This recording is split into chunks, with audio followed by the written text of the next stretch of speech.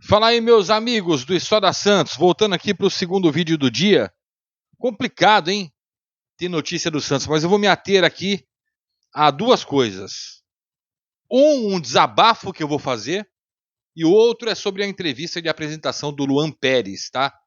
Um trecho que eu entendi como importantíssimo para o aproveitamento dele ainda já neste fim de semana, inclusive, tá?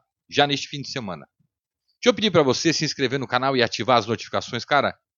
O YouTube me notificou mais uma vez de que muita gente assiste os vídeos e acaba esquecendo de se inscrever ou não se inscreve no canal. É importante para quem cobre o Santos, para quem cria conteúdo do Santos, para quem abre espaço para debate, que você seja inscrito. É de graça, cara. É de graça. Inscreva-se e ative o sininho para receber sempre o chamado quando tem vídeo novo, tá? Deixa o like, que assim gera engajamento. Se quiser, compartilha nos teus grupos de amigos para debater ainda mais. Eu quero teu comentário aqui, tá? Luan Pérez tem que ser titular rapidinho? Muda o esquema para 3 zagueiros? Você acredita que o Carille fará isso? Comenta aqui embaixo. E eu vou começar com o assunto do Luan Pérez e vou terminar desabafando, tá? Sobre um outro assunto.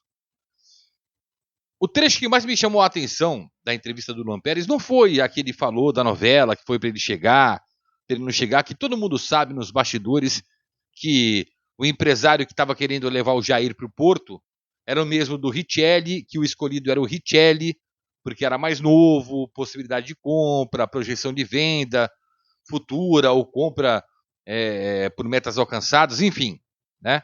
A projeção era o Richelli, o cara ficou bravo que o Jair não saiu e aí interrompeu o Richelli e o Santos foi para cima do Luan Pérez. Por isso que ele falou num determinado momento que em algum ponto da negociação o negócio parou, né? E ele ficou até meio receoso. Mas o que mais me chamou a atenção na entrevista dele é que o Carille chamou ele para conversar e ele falou: não, eu estou bem fisicamente, eu fiz a pré-temporada, só não treinei nos últimos dias que lá teve data FIFA, né? Teve a data FIFA.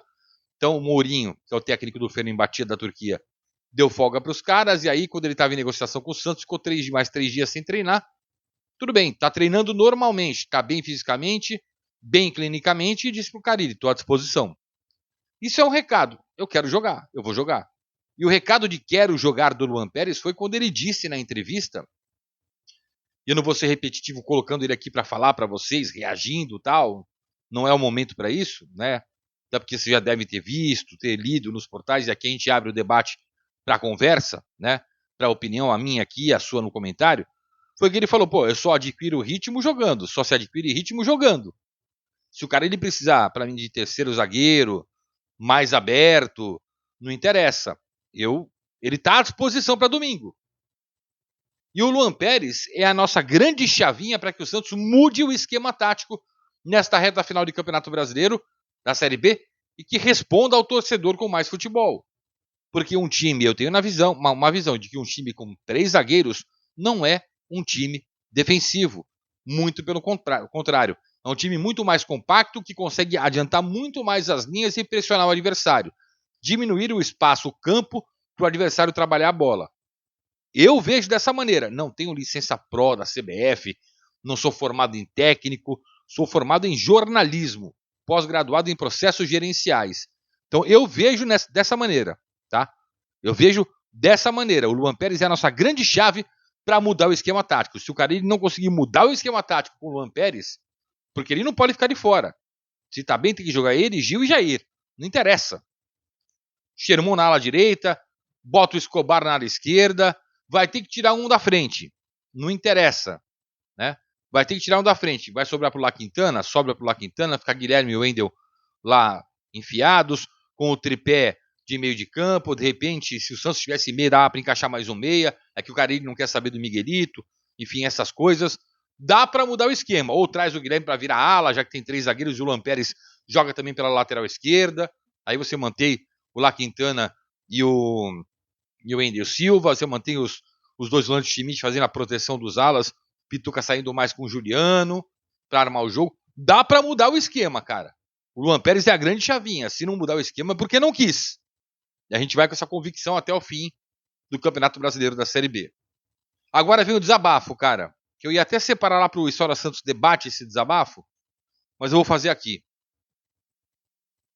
Cara, praticamente, assim, o rival Corinthians deve 2 bilhões de reais na praça. Contratou um jogador com auxílio de patrocinador, em alta na Europa, o Memphis, atacante, né? Chegou meio fora de forma, a gente percebe, mas é um cara de muita qualidade, o holandês. Estava machucado, vem se recuperando de lesão. Vai pagar 3 milhões e meio por mês para o cara, né? Contrato até 2026, setembro de 2026, até longo. Deve 2 milhões e começou a apresentar o Memphis 11h30, uma baita de uma festa. Toda a imprensa foi para lá. Enquanto uma hora depois, a gente começou a apresentar o Luan Pérez, sem demérito ao Luan Pérez. Isso me revoltou, cara. Parece que a ficha que já tinha caído por disputar a Série B caiu ainda mais pelo seguinte motivo. O Santos tá desse tamanhinho. Tá desse tamanhinho o Santos. É impressionante como houve não só a queda no Brasileiro, como houve uma queda de prestígio do Santos perante a rivais que lutam contra o rebaixamento, como o Corinthians, por exemplo. Como o Santos não chama a atenção nem do próprio santista. Eu vejo pelo número de inscritos aqui, não sobe. Dos outros canais não sobe também. Pelo número de visualizações, o santista não quer saber do Santos. Se o santista não quer saber do Santos, quem vai querer saber? E eu entendo o motivo. O Santos está desse tamanhinho. Perto até de um time que deve 2 bilhões de reais. Que é o time que mais deve no Brasil, que é o Corinthians. Isso me revolta profundamente. Cara, se o Santos não chegar em 2025, nos 10 primeiros dias, tanto na Série A do Brasileiro, Paulista e Copa do Brasil, e apresentando reforços à altura desta instituição, dirigente, quem estiver lá vai apanhar da cabeça aos pés. É obrigação apanhar, que eu digo na palavra. Eu vou criticar. É obrigação montar um time com nível elevadíssimo, nível de Santos. Não dá para ficar moscando comparado aos rivais, porque senão vamos virar turistas na Série A. Vamos bater e vamos voltar. E aí vão chamar a gente com razão de time pequeno. E o Santos é grande demais. A instituição é grande demais para passar essa vergonha que está passando. Se virem. Eu já falei, eu fui o primeiro a dar informação. Eu não gosto de falar isso. Mas fui o primeiro a dar informação há 2 anos. O projeto do Neymar é voltar no meio do ano. Agosto, acabou o contrato dele na Arábia, ele volta para o Santos. Prende o Neymar. Pega quem puder. Quem puder. Porque não adianta chegar a abrir 2025 na Série A bonitão e tendo que pagar o Morelos, que volta 1 milhão por mês, 700 mil para o Patrick, 600 mil para o Dodô. Não dá. Não dá. Você pega uns jogadores aí que se você junta o salário, dá um Memphis. Não dá. O torcedor não vai admitir esse tipo de coisa. Se volta o Soteldo, que não sabe se o Grêmio compra, se não compra, se vai para o Boca, porque sempre tem um quase, mas nunca ninguém leva por causa do extracampo dele. E o Santos não quer ele aqui. E é mais 500 pratas por mês. Como é que fica? Como é que faz? Tá voltando o Zanocelo. Será que o Estoril vai comprar o Zanocelo? Que também não ganha pouco, pô. É jogador do Bertolucci, não ganha pouco. Como é que a gente vai fazer? Só desses jogadores aí, dá um Memphis. Pô, não dá pra ficar pra trás. O torcedor já sofre pra cacete. Subam logo pra Série A e comecem a planejar o ano que vem.